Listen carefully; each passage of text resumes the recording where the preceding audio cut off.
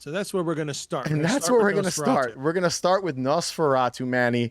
You take it away. We're starting with you again. I said it. I said it when I had an echo. Now I'm going to try it without an echo. That's echoless. You can literally not hear anything coming back. There we go. Great. So again, Nosferatu is gorgeous. Eggers made a beautiful, beautiful film. Everything as far as technical, filmmaking, absolutely incredible. Second to none. The sound design is amazing. I even got to see it. We went to one of the AMCs that had, I forget what they call it, but it's essentially the same as like a Dolby. In Dolby, where they have the subwoofers under the seats. Yeah.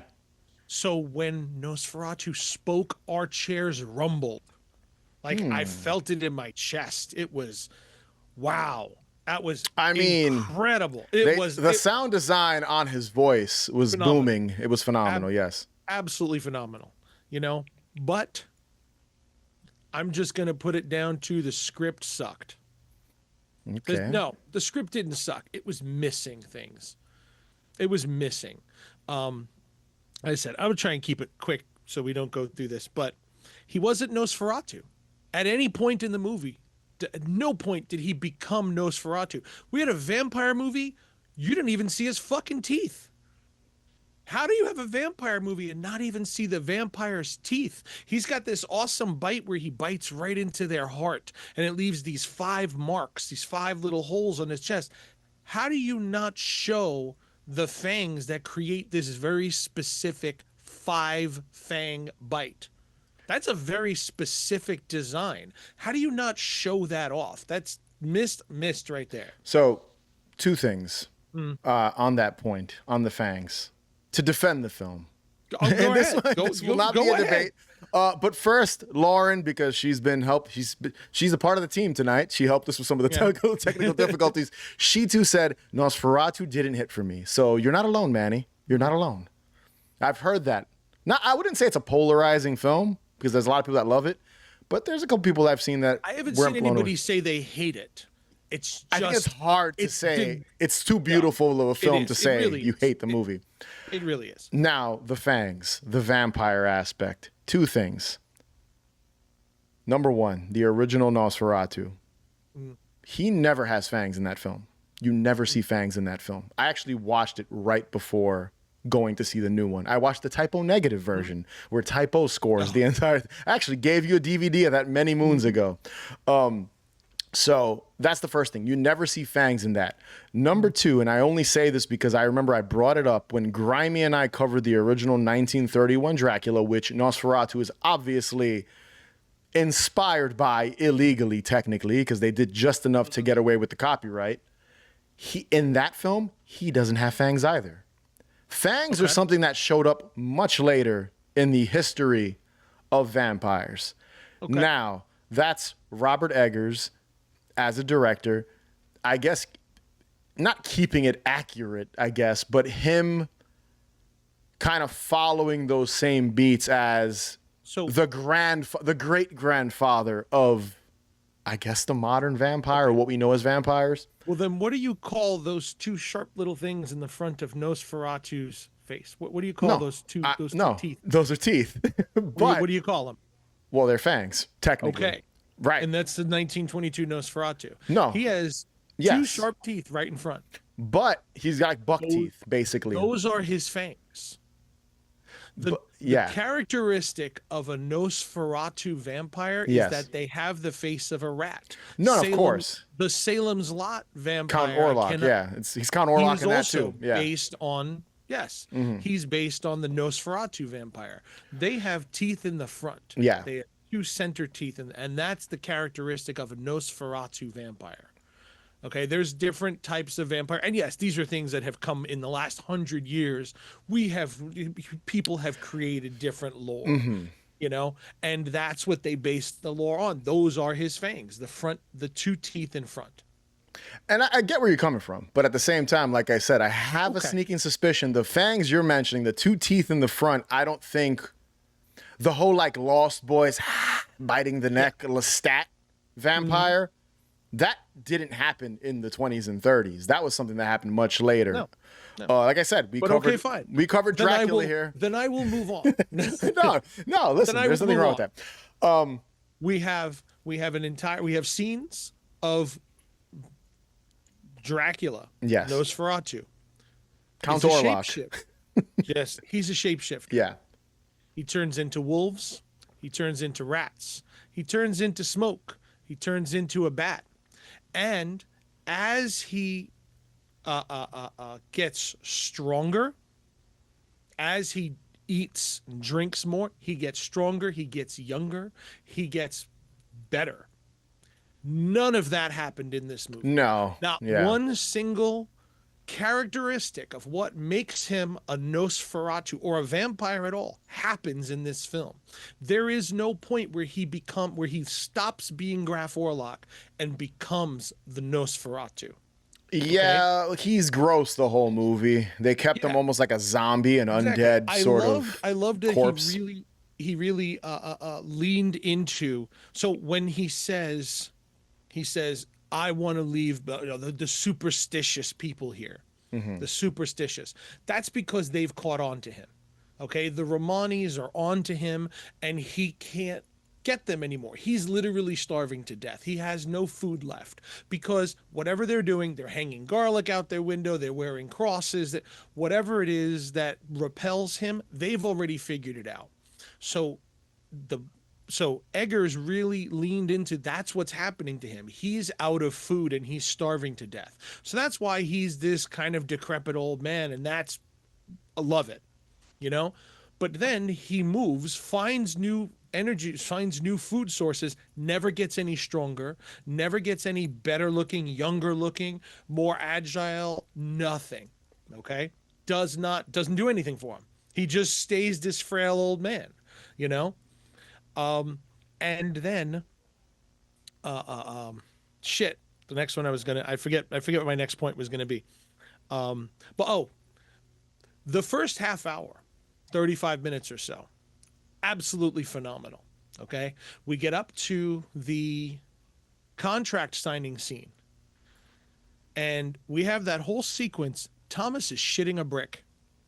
This man is scared beyond belief. He knows what he's in for now. That's it. He's in here stuck with the vampire or whatever he thinks he is.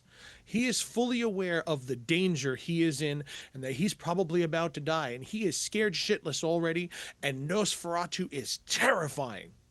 At 35 minutes in, we have already hit an 11 on the intensity scale.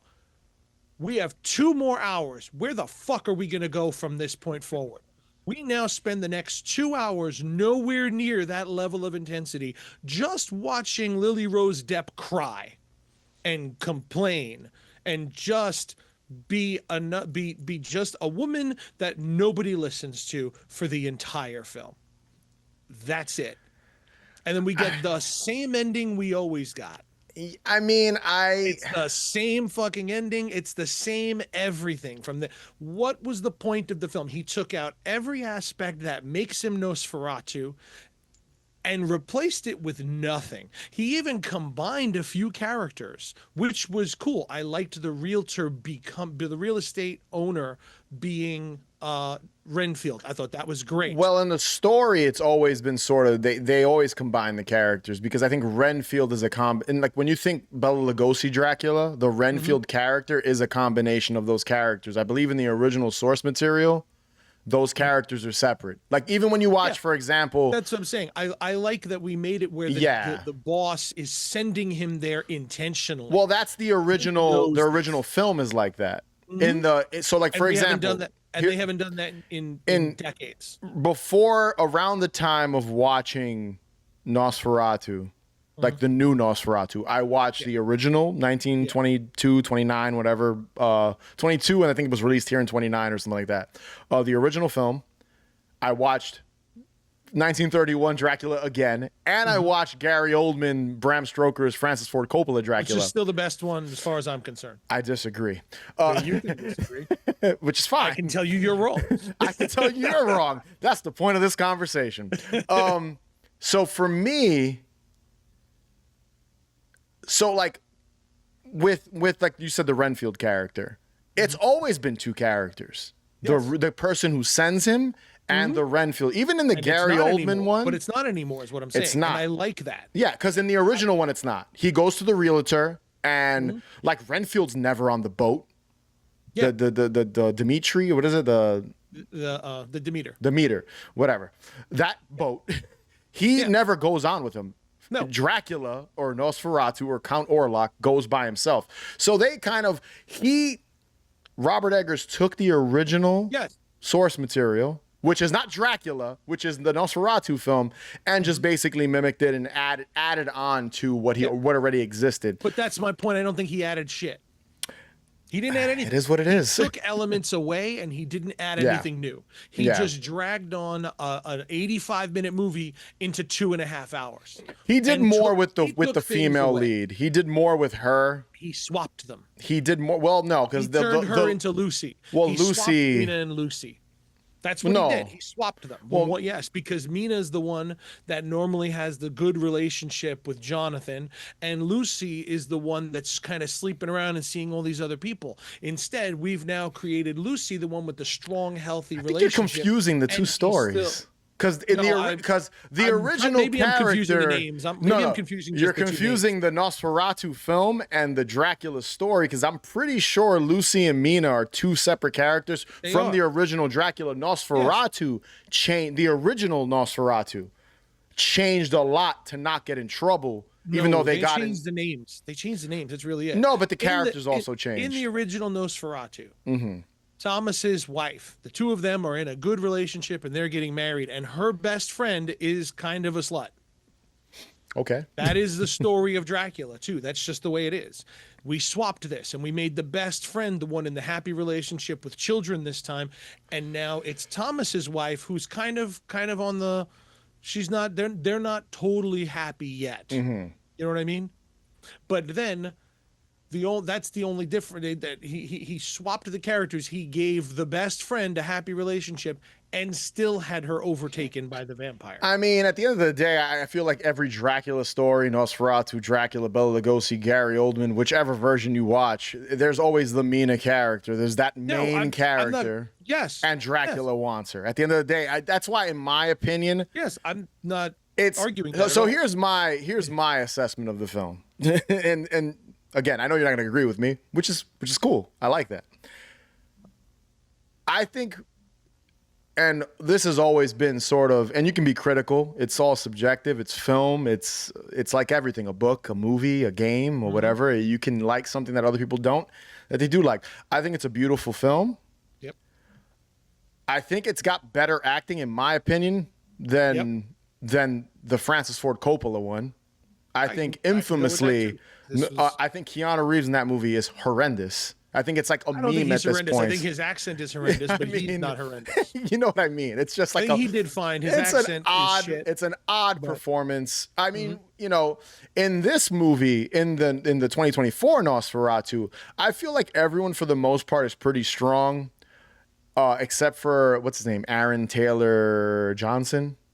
I don't know who he is. He's the friend with the wife and kids. The guy who played Kick-Ass. The guy who played Kick-Ass. That actor. I thought he was personally, I thought, the weakest part of the film, in my opinion. So for me, it was like that was the one thing that kind of took me out of the movie. That when he died, I did not care. I was like, whatever. It had no emotional. I didn't understand the point of it either. I mean, it had no emotional impact on me whatsoever. Outside of that, I thought everyone was great. I thought it was a beautiful looking film. I personally do really like this depiction of Count Orlok. I'm a fan. I'm a fan of the mustache. I'm a fan of the mustache Count Orlok. That didn't bother me at all. Yeah, the mustache was fine. I liked that he had that classic Romani look. Yeah, and he had the pointed ears. Look like Vlad the Impaler. Vlad the Impaler. I'm totally cool with that's fine. I had I was like, okay, but I do realize why they hid the look. They didn't hide it to make it a surprise. They hid the look because if they had put that out there publicly, people would have bitched. Be a meme. Yes. And everybody would be joking on it. Look what's happening. Look what's happening with the Wolfman now. Everyone's talking shit about the look of the new Wolfman, the one that's coming out in a couple weeks. people think it sucks because it doesn't look like a wolf man. No, So you're talking about the one that they had at Horror Nights. no, a Blumhouse, the one that's coming out in like 2 weeks. Yes, Yeah. they had No, they just revealed what he looks like. They a new one? spoiled Okay, the I haven't whole seen it thing yet. online. Yeah. Okay, I haven't seen So avoid it if you want to be surprised. But yeah. people are complaining because he looks weird. So like, I get that hiding him.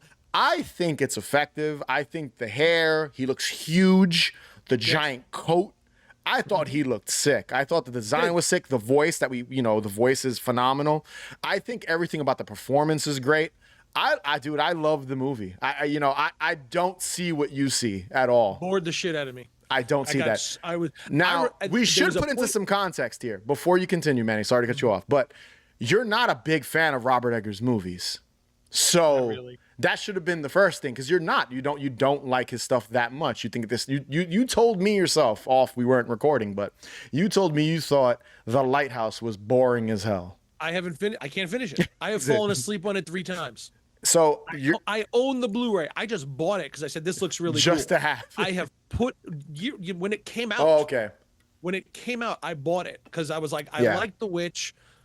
I love then The I Witch. put on. I've tried The Lighthouse 3 separate times, half an hour, and I'm out like a light.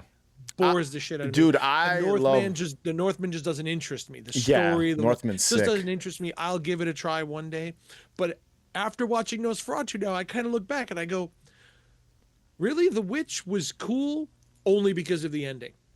If it wasn't for that ending, it would have been a boring movie. Hell, I remember watching when I went to see The Witch in the theater, and halfway through the movie, I leaned over and said, I have no fucking clue what anybody has said yet.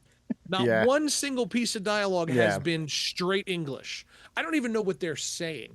And halfway through Nosferatu, I leaned over to Lynn and I said, I don't give a fuck about a single one of these characters yet. How about you? Yeah, it doesn't resonate with you. One character has resonated with me. I don't so it's weird. I have this weird kind of. So I like all 4 of his movies. I love them. Honestly, right now, if you ask me in the order of from best to, I guess, least best, or because I think all 4 of them are great. Honestly, The Lighthouse is probably my favorite of his. Okay. Then The Witch, Nosferatu. Actually, no, Nosferatu is probably at the bottom of the list right now. It's probably Lighthouse, Witch, Northman, Nosferatu. I like all 4. Nosferatu, I have to watch it again. I've only seen it once. Yeah. And I'm sure when I watch it again, I feel like Nosferatu, when I watch it again, I'm going to like it even more the second time. Personally speaking, I really dug it. Yeah. Creatures of the Night, The Northman was great. It was great. I love that movie. Also said, essentially, we got a simpler Dracula movie mixed in with an Exorcist film, which I could see people with Lily Rose Depp, her convulsions and stuff freaking out, was very kind of possession Exorcist-esque. Dude, listen, man, I get your criticism. I understand people not liking his stuff because it's boring or they think it's dull or there's no life to it. I think I think they're beautiful. Here's the thing with his movies. Films. Oh, they're beautiful. They feel empty. Yeah. They're just empty. They're gorgeous and empty. Here's the thing that I like about him. And you obviously, again, you wouldn't put him high on films that are coming out recently that you really, in the last 10 years or whatever. When did The Witch come out? 2014, 15? No one is making movies like him right now. No. Nobody. Absolutely not. Nobody. No, I completely agree with that. So I think as a filmmaker, the guy's super talented. I know people kind of give him shit because I think it's like style over substance with kind of like the period accurate stuff and things like that. There's plenty of directors that are like that, style over substance. That's fine. I don't have an issue with that. I look at it like that means that his storytelling style is just not for me. And that's it. I don't think Nosferatu's not a bad film at all. I just don't like it. Yeah, I don't think anyone can acknowledge when something is good, and I just don't enjoy it. Yeah, it's just not for you. It's not your cup of tea. Bad movie is a bad movie. He doesn't make bad films at all. Not even close. Dude, nobody. I'm telling. For me, it's like no one is making movies like this, and he is like only 4 films into. He's a relatively young guy. He's only 4 movies in. I can't. You know what it feels like? Like Nosferatu. Where the hell does he go from here? Like what? Like. You know, like that was the movie he wanted to make, I think, for years. And you know what? I hate to shit on it too, because it's going to come back to bite me in the ass, because Robert Eggers' wife is actually the best friend of a friend of mine. Oh wow, there you go. So She worked on one of 6 degrees of Kevin Bacon yeah, one of my situation. friends, she went to school and grew up with Robert I Eggers' mean, wife. It's like her best friend, and dude, one day I'm gonna be literally sitting across the table having dinner with this fucking guy. if you go on Letterboxd right now and look at Manny's movies, I'm sure there's bad reviews. People don't like your movies. It happens. Oh, 100%. They got bad Same reviews. They here. got shit reviews. I've worked with you on a couple, and even my movie has gotten 2 stars on Amazon. So there you go. It's not gonna be for everyone. I get that. It resonated with me, dude. I loved it. I saw it with the wife and Chris. Yep. And we went to go see it at the Alamo Draft House in Brooklyn, here in New York.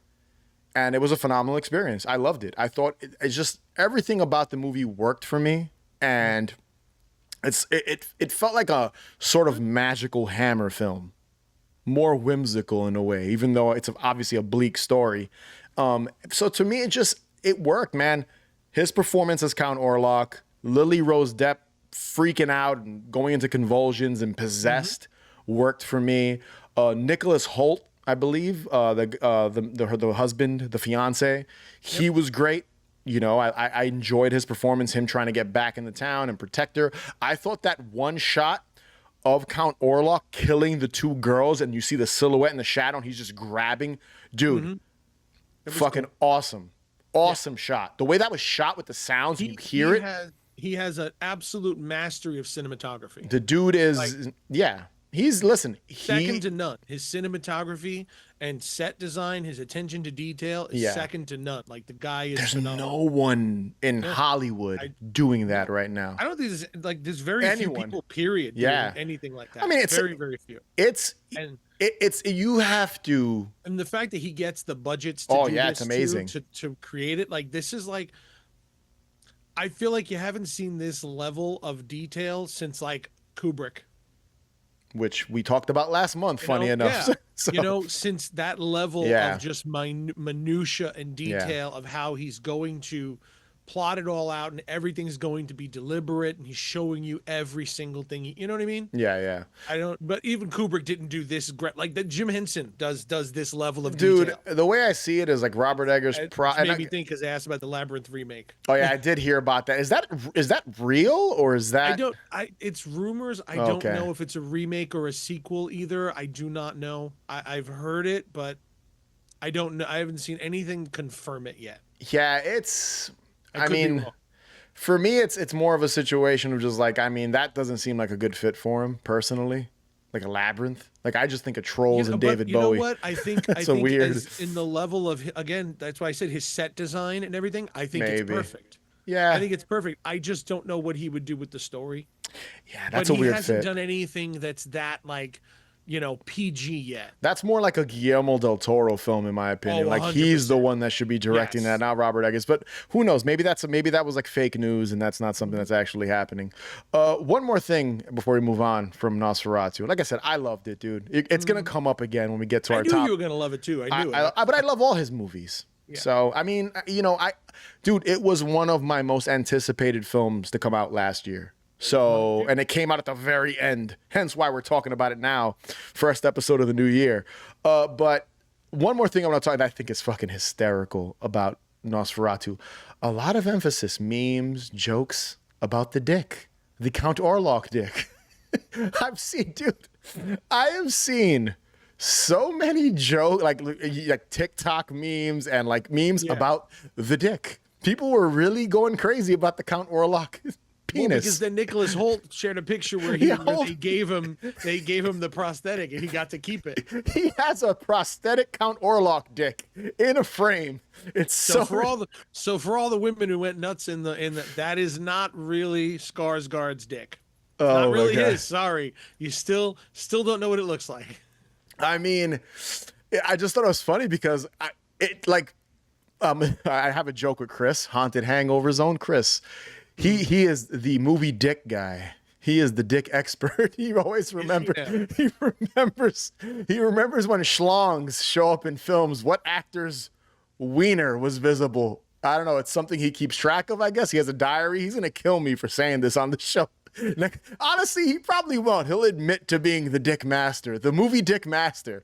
He was like, I didn't even notice it at first. Then he was like, his dick was out. I was like, saw really? Color of Night when he was a kid, and that just it set him on the path. The path to continue keeping Color of Night changed his life. Chris has a journal with every dick he's ever seen in a film. In film history, the dick film history. I wonder where does Wild Things sit on that where ranking. does the and he probably even has like the timestamp of when you can see. Yep. Well, next time we have Chris on with us, we're gonna Chris, was there a dick and was there a penis in this film? Where exactly was it? But yeah, I just think that was really funny. All the like Count Orlok dick stuff. I just thought that, and it started with that photo. That was like the first thing. I was like, wow, people are putting a lot of emphasis on this character's wee wee. We just talked about it last week with the Lolita movie too. We did that about Dick in the movie. There's dicks. Dick the movie. That's it. Dick the movie. Dick the movie. But yeah, how does this keep coming up? I don't know. But yeah, I just thought that was really funny. Just kind of like, that was like the two things people took away from Nosferatu. The mustache and the dick. And the dick. So if we put the mustache on the dick, that's it. Oscar gold right there. Oscar gold. Not nominated for any Golden here's Globe. The question. So would the mustache go above the dick or between the dick and balls? So in my opinion, was the dick like a nose or? So in the way I see it, the mustache goes in between the balls and the dick. It's kind of like a nose. The shaft. It's like yeah. So they see this is the dick. This is the dick. The mustache, the balls. That's what I'm thinking is going on there. But yeah, you're right. He's Oscar got a cleft. Yes, exactly. Cleft. Yeah, the balls right there with the mustache, the dick, and then Nicholas Holtz has it framed in his. Chris is going to be proud of us for figuring this out before he shows up. Like, every detail. Yep. Chris, when that movie's on Blu-ray, Chris is going to blow it up. Slow motion. Slow motion. And slowly pinpoint the exact seconds the dick is on screen for. Good to have a hobby. Good, yes, very good. Love you, Chris. Yeah, he's not listening. He's not. He'll listen back probably. Next time he's on with us, we're gonna bring it up. You're gonna get a call from him at 2:00 in the morning. What the fuck, man? He is the Dick Master. No, I think he'd be honored by this label. He will be going forward the year 2025. Here in the history of Haunted Hangover, our 5th year of doing this show, of Haunted Hangover, this show existing, Chris will have a new name. His new name will be Chris the Dick Master Poltney. Chris Cocksmith. Chris Cocksmith. That's it. That's what that Chris will be. Cocksmith. He will be the man when it comes to dick and film. That's the man to talk to. He's the guy to talk to. The guy to talk to. Gotcha.